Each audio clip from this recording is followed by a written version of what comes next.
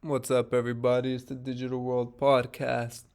And here I have this article from the World Economic Forum.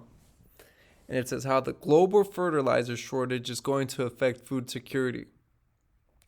Now, I've been talking about these details quite often.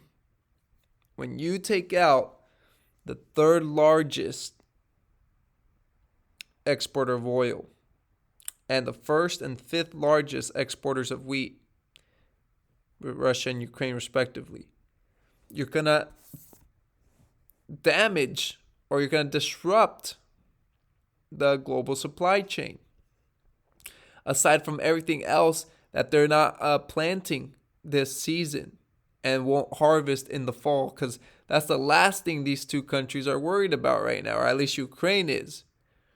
And so you take that out of the equation, and a lot more people around the world are going to go hungry. I mentioned that there was a fuel limit that I noticed recently when I went to the pump, and I could not believe my eyes.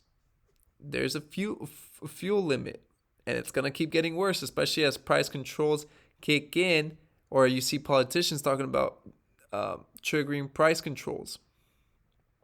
See, Russia and Ukraine are also major producers and suppliers of fertilizers and whatever raw materials that they may have. Folks, whatever you're paying now, you could almost like double it in the next couple of months to end of the year probably. It's gonna get really, really bad, and here on forward. And I remember, I said 2022 is gonna be a pivotal year, and we're starting to see the changes happen right before your own eyes. The only difference being is that they're blaming it on the Russia-Ukraine crisis, when in reality it was something that had been exacerbated and had been caused way before then. Okay? And they're always looking for who to blame, right? To take it off these politicians' shoulders. This fertilizer crisis is going to be of an epic proportion because, like I said, Russia, they export, right? Potash.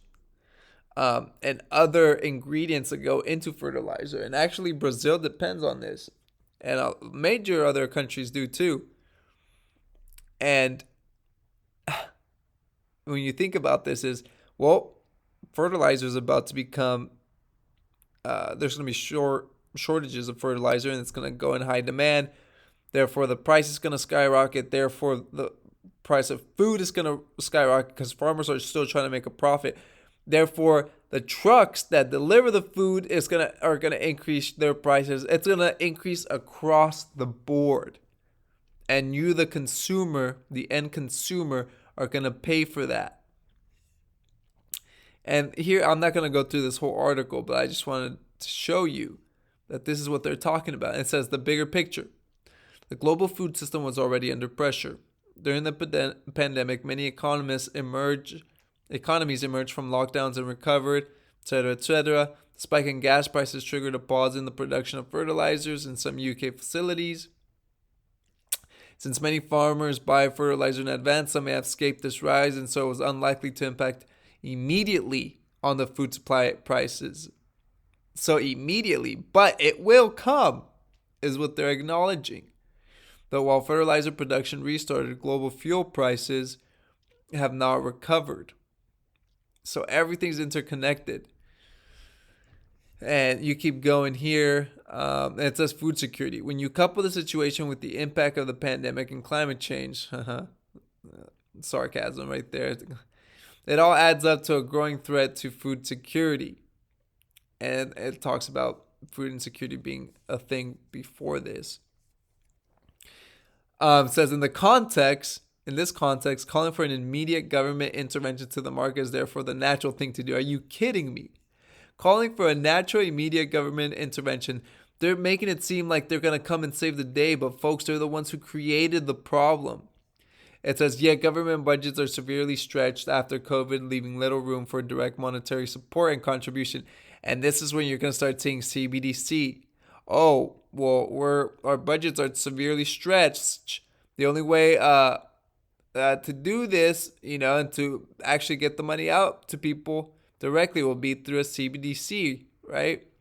In view of the recent promises to remove all Russian oil and gas from our imports, there will be some tough decisions ahead for governments, farmers, and consumers alike. And folks, they're trying to go green. It says, in the medium term, it highlights the need to transform our food system using more green energy. And we should be encouraging more sustainable diets, which contain fewer grain-fed animal products and regenerative agricultural practices, which improve soil health and the efficiency of nutrients used by the crop. So that's where we're at today. And one word of advice, which I've been saying on this channel, is store food, right? Buy a little here, buy a little there. Prepare, because this is going to get a lot worse before it gets better. And we're at the very early stage. This was the pivot year into the crises that are to come. So be prepared. Thank you for watching. Like and subscribe to the channel. Share this video. This is the Digital World Podcast, and I'll see you in the next episode.